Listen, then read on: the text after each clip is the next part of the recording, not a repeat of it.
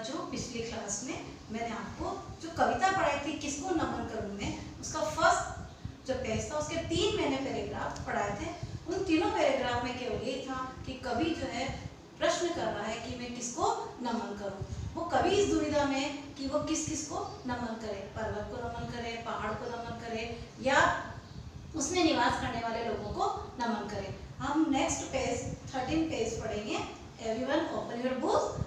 13 page की first line हम पढ़ रहे हैं। निखिल विश्व को जन्मभूमि वंदन को नमन करूं मैं, खंडित मई शेल से सरिता से सागर से, जब भी कोई दो हाथ मिलते आज द्वीपांतर से, तब खाई को पार शून्य में महामोद मचता है, दो द्वीपों के बीच सेतु ये भारती रास्ता है, मंगलमय ये महासेतु वंदन को नमन करूं मैं। अब इसका हम आवाज पढ़ेंगे इस पैराग्राफ का।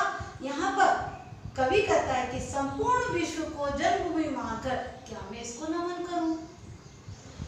कवि यहाँ भी दुविधा में कि वो किसको नमन करे। फिर कहा खंडित या मई शेल से सरिता से सागर से। कवि कहता है कि पृथ्वी, पहाड़, नदी, सागर आदि से ही क्या है बटा हुआ है, लेकिन जब मित्रता का कोई आगे हाथ बढ़ाता है, अर्थात जब कोई देश बड़ा देश छोटे देश की मदद के लिए आगे बढ़ता है, तो वह भेदों को मिटाकर उसके निर्विकार मन में घोर आनंद की अनुभूति होती है। अर्थात कहने का तात्पर्य है कि जब कोई देश मुसीबत में है और कोई देश उसकी मदद करता है, यानी मित्रता के लिए आगे की ओर बढ़ता है, तो घोर आनंद की अनुभूति होती है।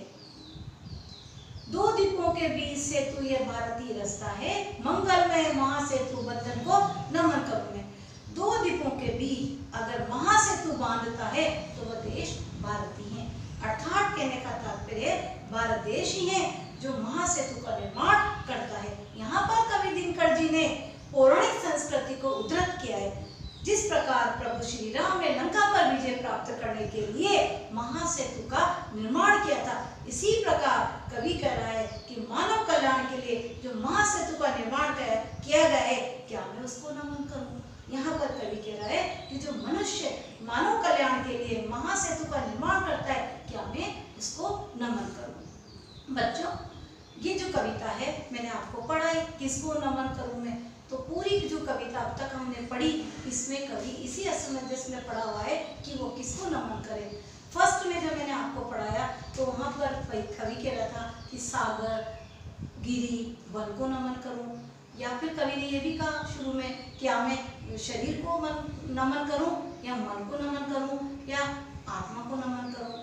फिर कवि ने ये भी कहा कि पृथ्वी के मानचित्र पर जो अंकित है त्रिभुज की आकृति, विश्व के मानचित्र पर जो इसकी आकृति अंकित है, क्या मैं उसको नमन करूं या मनुष्य की जो कल्पना है उसको नमन करूं। फिर उसने भारत को क्या बताया, वेदों का ज्ञाता बताया, निगूढ़ताओं का चीर ज्ञानी बताया, गहरे रहस्यों का ज्ञानी बताया। फिर उसने ये कहा कि भारत देश न तो पत्थर है न पानी है।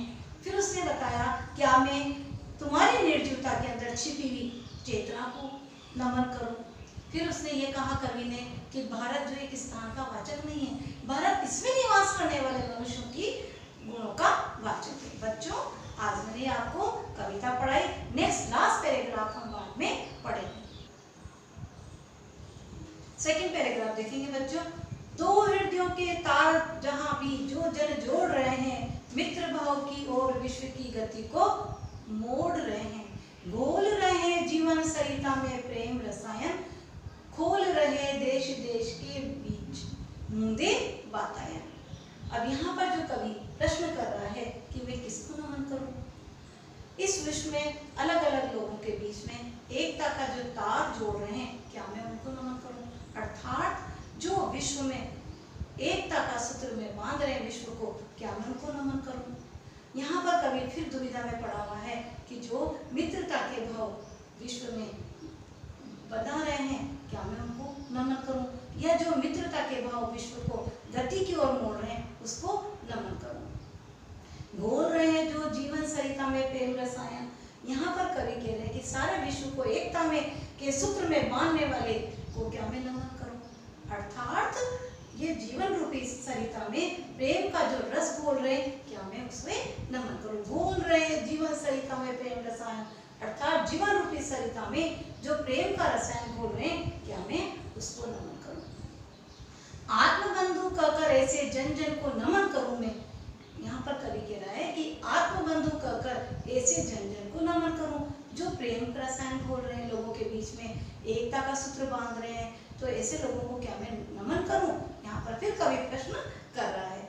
उठे जहाँ भी घोष शांति का, भारत का स्वर है। यहाँ पर कवि कह रहा है कि जहाँ पर भी शांति का स्वर उठता है वो भारत देश तू ही है। धर्म दीपो जिस भी कर में वह नर तेरा। यहाँ पर कवि कहते हैं कि जिसके हाथों में धर्म का दीप है वो भारत का ही नर है। यानी भारत देश ही एक ऐसा है जहाँ के मनुष्यों के हाथों में जो धर्म का दीप है। तेरा है वह वीर सत्य पर जो अड़ने जाता है, किसी न्याय के लिए प्राण अर्पित करने जाता है। यहाँ पर कवि कह रहा है कि भारत देश तेरा ही वीर है जो सत्य पर अड़ा हुआ है, अर्थात किसी न्याय के लिए वो अपने प्राण अर्पित कर देता है, सत्यता के लिए वो अपने प्राण भी अर्पित कर देता है। मानवता के इस लाट बंधन को नमन करो। कवि कह रहा है कि क्या सारे विश्व में ज्ञान का प्रकाश फैलाने वाले को मैं नमन करूं। प्रस्तुत कविता जो रामधारी सिंह दिनकर जी की है, इसमें पूरी कविता में कवि जो है असमंजस की स्थिति में पड़ा हुआ है कि वो किसको नमन करे। लास्ट में उसने ये कहा कि मानवता के इस लाट बंधन को क्या मैं नमन करूं। मनुष्य के मानवता के जो ललाट है, क्या मैं अर्थात जो सारे विश्व में ज्ञान का प्रकाश फैला रहे, क्या मैं उसको नमन करूं। बच्चों, ये कविता मैंने आपको कंप्लीट करा दी है। अब हम इसके मौखिक क्वेश्चन आंसर करेंगे। Look at the black board.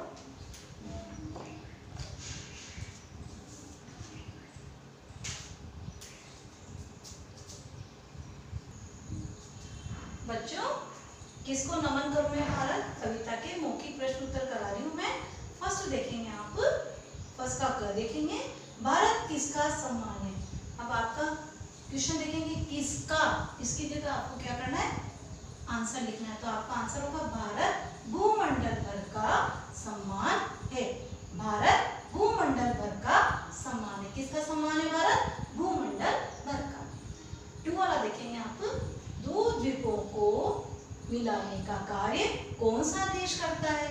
अब देखो कौन सा जो शब्द लिखा हुआ है वहां पर अपन को भारत देश लिखना है। अब आपका आंसर बनता है दो द्वीपों को मिलाने का कार्य भारत देश करता है। अब ग वाला है, लेखक ने आत्मबंधु को क्या करने के लिए कहा है। आप क्या की जगह लिखेंगे, नमन। तब आपका आंसर होता है बच्चों, लेखक ने आत्मबंधु को नमन करने के लिए कहा है। तो बच्चों, आपके मौखिक के तीनों क्वेश्चन हो गए। ये तीनों क्वेश्चन आप कॉपी में कर लेंगे। अब हम लिखित के जो सही उत्तर पर राइट का चिन्ह लगाना है, तो ये करेंगे। क वाला देखो आप, विश्व के मानचित्र पर भारत का आकार है। मैं कविता पढ़ाई थी और कविता में आपको बताया था कि भारत का कैसा आकार है, त्रिभुज आकार है। तो आप इसमें थर्ड वाला जो ऑप्शन है त्रिभुज, इस पर राइट लगाएंगे। यानी फर्स्ट का जो क है उसका जो आंसर है वो है त्रिभुज।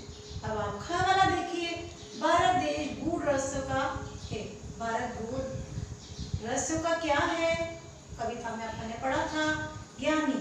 तो इसमें भी आप ख वाले में भी थर्ड वाला ऑप्शन लगाएंगे, ज्ञानी। अब ग वाला देखिए बच्चों, भारत देश समस्त भूमंडल का जीवित है।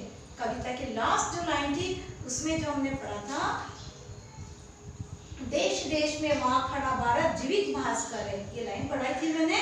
तो इसका जो आंसर है बच्चों वो है भास्कर, लास्ट वाला ऑप्शन। तो आपका आंसर हो गया भारत देश समस्त भूमंडल का जीवित भास्कर है। लास्ट वाला देखिए बच्चों, घ वाला, भारत देश का घोष है। भारत देश किसका घोष है, शांति का। क्योंकि जो कविता में जो लाइन हमने पढ़ी थी कि भारत ही एक ऐसा देश है जो चारों ओर शांति का घोष करता है। अब आपके जो मौखिक क्वेश्चन मैंने करा दिए बच्चों, और सही उत्तर पर राइट का चिन्ह लगाना वो करा दिया, और आपका ये लेसन जो है कंप्लीट हो चुका है।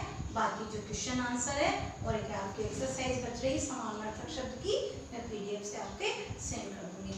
अभी आपको जो है कविता लिखनी है कॉपी के अंदर, उसके बाद में आपको मौखिक क्वेश्चन करने हैं, और जो मैंने आपके सही उत्तर पर राइट का निशान लगाया चाहिए, ये आपको कराया है, ये आपको कॉपी में करना है। आपका जो सेकंड लेसन है वो आपका कंप्लीट हो चुका है।